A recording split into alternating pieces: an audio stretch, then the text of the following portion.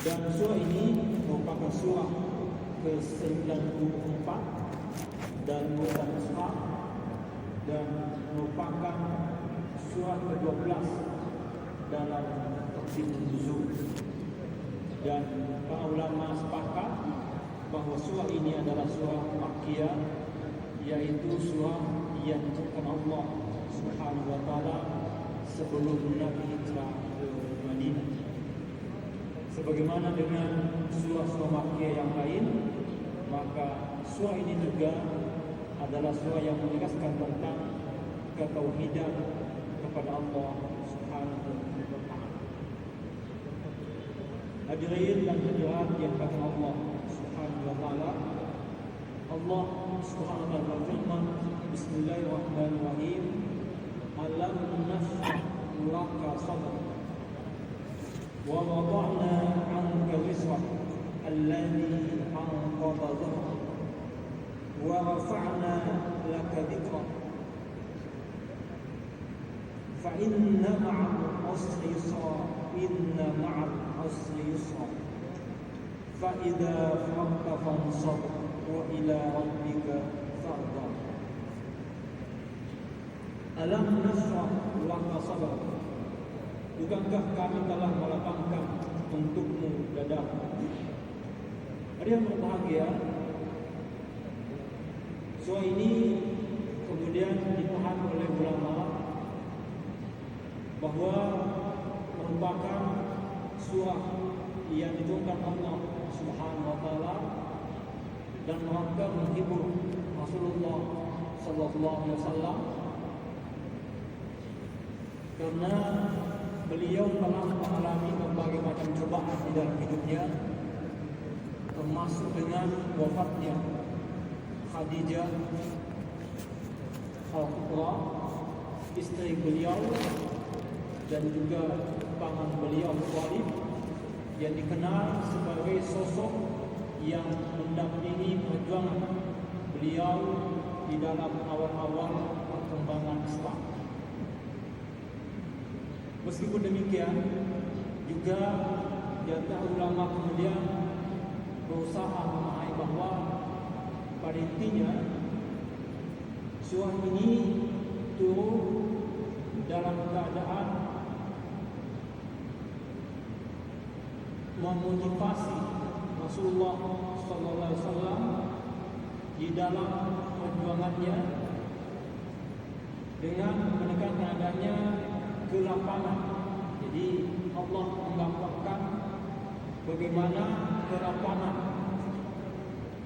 perasaan dan dada Rasul sallallahu alaihi wasallam yang meskipun menghadapi berbagai macam cobaan dalam menyebarkan agama Islam, terutama di awal-awal perjuangannya, namun beliau senantiasa untuk kemudian optimis bahawa Islam suatu saat akan berjaya dan diakui oleh mayoritas umat manusia di muka bumi.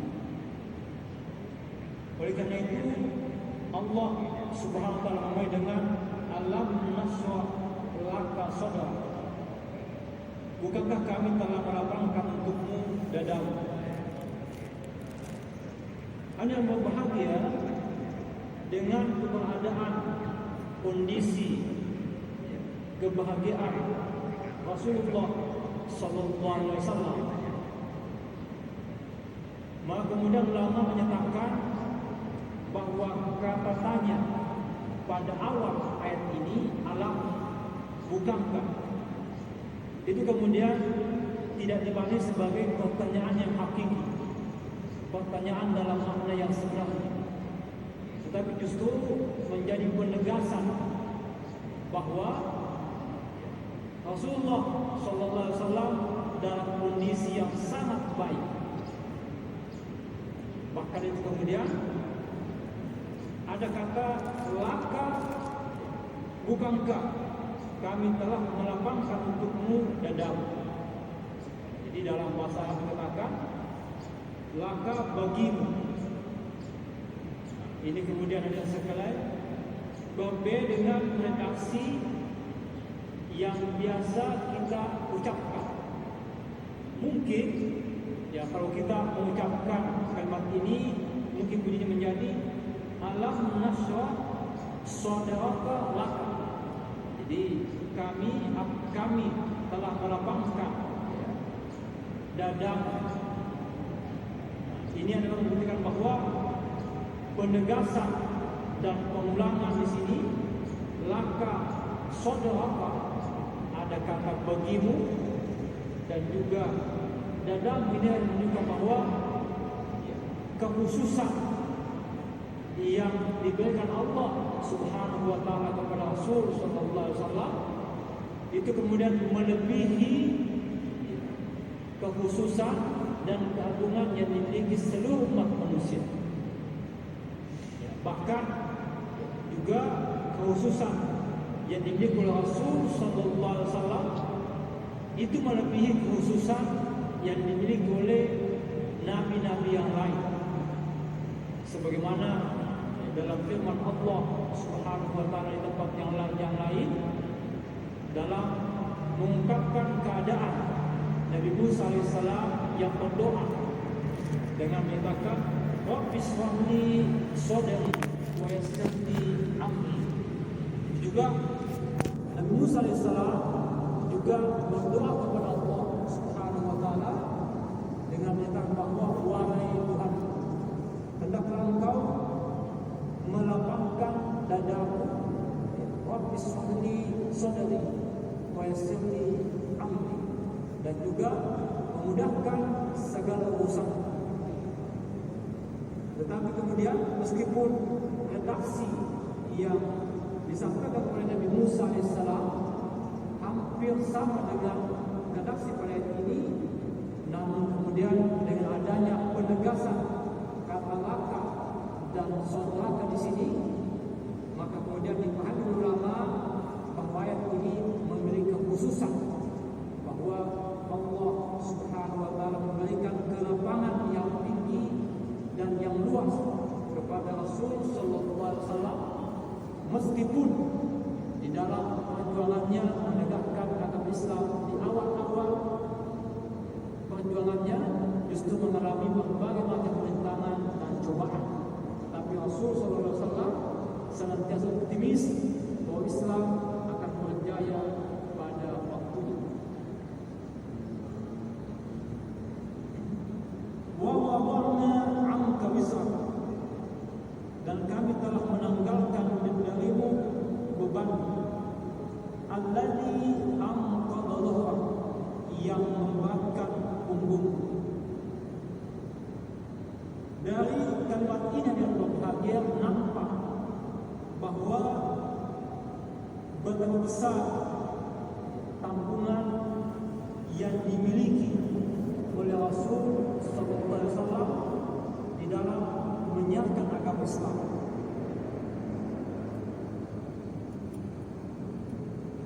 Dan ini diperoleh dengan kata-kata wizra, wa wada'na 'anka wizra, dan kami telah menanggalkan darimu beban wa wada'na 'anka wizra, beban. Kata wizra hari ini kemudian dipahami bahwa begitu berat, begitu sulit beban yang dialami oleh Rasul sallallahu alaihi wasallam ketika itu. Nah, karena kata wizra ini waw, za dan ra itu pada mulanya bermakna gunung. Jadi gunung yang tinggi, yang besar, yang memiliki batu-batuan yang sangat keras. Bahkan di Indonesia ini gunung tidak hanya dengan bentuknya itu, tapi juga dapat mengeluarkan api sehingga menjadi gunung berapi. Ini makna-makna wizrak ini kemudian dikandung dengan makna tersebut. Dan kata ini juga biasa digunakan untuk makna wazir, yang mana memiliki makna yang sangat tinggi. Oleh karena itu, dari makna-makna ini kemudian dipahami bahwa benar besar tanggungan yang dibebankan kepada Rasul sallallahu alaihi wasallam. Lalu Allah kemudian menjelaskan bahwa pada kondisi ini Allah telah melapangkan dadamu dengan menanggalkan semua beban-beban yang kamu dapatkan. Wa rafa'na laka dzikrak. Jadi kelapangan yang dimiliki oleh Rasul sallallahu alaihi wasallam tidak hanya dengan menghilangkan atau meringankan beban yang diberikan kepadanya, tetapi juga Allah telah meninggikan namanya. Dzikrak wa rafa'na laka dzikrak. Maka sesungguhnya Rasulullah sallallahu alaihi wasallam meskipun dicaci, dimaki, dihina dalam perjuangan dalam menegakkan agama Allah Subhanahu wa taala, namun beliau tetap memiliki nama yang agung. Bukan hanya oleh Allah Subhanahu wa taala diangkat namanya, tetapi juga diangkat oleh berbagai macam kelompok. Oleh karena itu maka penggunaan kata wa rafa'na laka dzikrak, kami telah mengangkat, mengagungkan namamu, itu bahwa ada keterlibatan pihak lain dalam proses pengagungan nama Nabi kita Muhammad sallallahu alaihi wasallam. Meskipun Allah yang menegaskan bahwa kami telah mengangkat namamu, akan tetapi dengan penggunaan kata kami oleh Allah Subhanahu wa taala itu menggambarkan bahwa ada keterlibatan pihak lain. Nah, oleh karena itu maka kaum intelektual menegaskan bagaimana keagungan Nabi kita Muhammad sallallahu alaihi wasallam.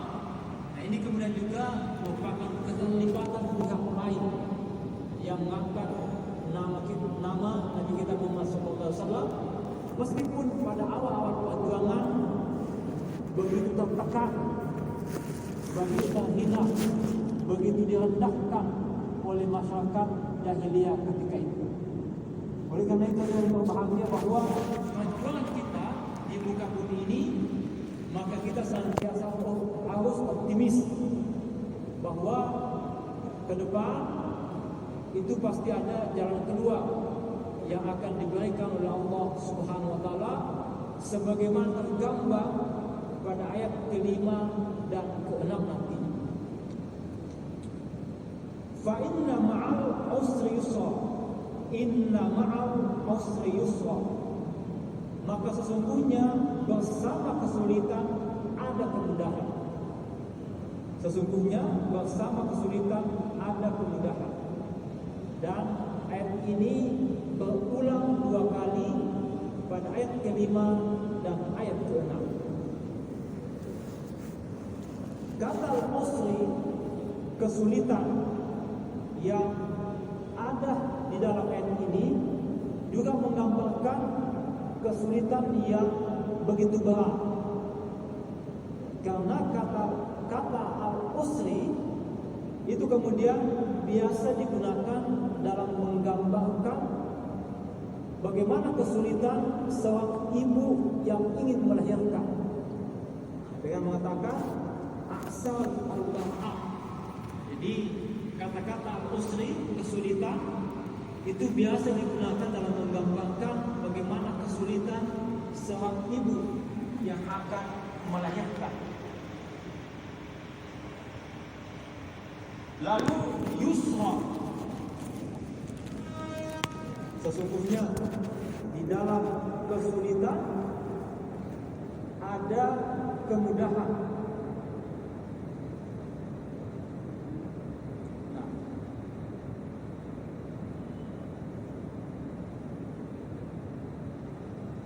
inna ma'al usri yusra.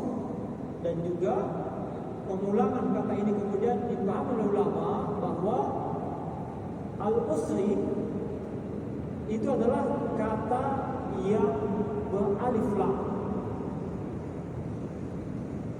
Sementara kata yusra adalah kata yang tidak beralif lam.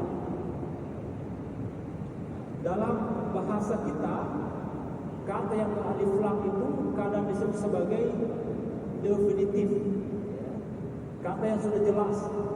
Sementara kata yang tidak beralif lam itu dinamai dengan indefinitif, kata-kata yang belum pasti. Nah, di dalam kaidah tafsir dikatakan bahwa kata yang beralif lam yang berulang, maka kata yang pertama adalah memiliki makna pada kata yang kedua. Berbeda dengan kata yang tidak beralif lam yang berulang, maka makna kata pertama berbeda dengan makna yang kedua. Oleh karena itu maka ulama memahami bahwa ayat ini di samping mengandung penegasan, ya, karena ada pengulangan, juga mengandung hal yang cukup signifikan karena dapat dipahami bahwa fa inna ma'al usri yusra, sesungguhnya di dalam sebuah kesulitan itu boleh jadi ada dua kemudahan. Di dalam ada kesulitan, maka di sana ada dua jalan keluar. Ada berbagai macam jalan keluar. Jadi meskipun kesulitan pertama yang kita temukan, maka boleh jadi ada kemudahan-kemudahan yang diberikan oleh Allah Subhanahu wa taala. Meskipun di sini ya, dalam ayat ini menggunakan kata ma'a yang berarti bersama, ulama memahami bahwa di situ kemudian mengandung makna setelah. Jadi setelah kesulitan, maka itu kemudian akan datang kemudahan. Atau bahwa di dalam kesulitan itu memang Allah telah menduplikasi kemudahan-kemudahan yang ada. Ya. Dengan memahami kata ini, fa inna ma'al usri yusra, bersama kesulitan itu ada kemudahan. Berarti di celah-celah kesulitan itu, maka di situ dapat ditemukan atau dicari kemudahan atau jalan keluar. Sebagaimana redaksi ayat, fa inna ma'al usri yusra, maka sesungguhnya bersama kesulitan ada kemudahan. Fa idza faragta fansab wa ila rabbika farghab. Maka apabila engkau telah selesai dalam kesulitan itu dan kalian telah menemukan jalan keluarnya, hanya kepada Tuhanmu hendaknya engkau berharap. Hadirin berbahagia, maka ini juga merupakan perintah bagaimana kita senantiasa harus bekerja keras, bahwa ketika sebuah kesulitan dan ditemukan jalan keluarnya, maka manusia kemudian tidak boleh berhenti hanya di situ, tetapi senantiasa fa idza faragta fansab. Dan bila kalian telah berhenti, telah lulus dalam sebuah ujian, maka bersiaplah untuk menghadapi ujian-ujian yang akan datang. Dan bila kalian sudah menemukan jalan keluar terhadap kesulitan-kesulitan, fa idza faragta fansab, maka hendaklah kalian senantiasa mempersiapkan diri untuk mengurai, untuk menyelesaikan persoalan-persoalan selanjutnya. Akan tetapi wa ila rabbika farghab. Ya, tetapi hendaklah kalian beriktikad bahwa hanya kepada Tuhan pula kalian senantiasa menggantungkan segala apa yang kalian lakukan. Maka kepada Tuhan pula kalian senantiasa menggantungkan jalan keluar terhadap kesulitan-kesulitan yang kalian dapatkan. Dan hanya kepada Tuhan pula kalian semestinya berterima kasih terhadap segala upaya, segala kesuksesan, segala jalan keluar yang kalian temukan di saat kalian mengalami kesulitan. Inilah makna wa ila rabbika farghab, dan hanya kepada Tuhan pula kalian berharap. Ada yang berbahagia, surah ini kemudian memulai ayat-ayatnya dengan menggambarkan anugerah ketenangan jiwa yang diperoleh Nabi kita Muhammad sallallahu alaihi wasallam. Lalu diakhiri dengan petunjuk bagaimana mencari ketenangan dan kesuksesan di dalam menggapai cita-cita kita semua, meskipun itu terdapat berbagai macam rintangan-rintangan yang dihadapi. Demikianlah yang berbahagia. Semoga bulan puasa kita ini, bulan Ramadan ini, senantiasa kita mengisi optimisme dan juga kerja keras sebagaimana dikandung dalam ayat-ayat di dalam surah ini. Demikian, minallah musta'an wal istiqlal. Wassalamualaikum warahmatullahi wabarakatuh. Waalaikumsalam warahmatullahi wabarakatuh.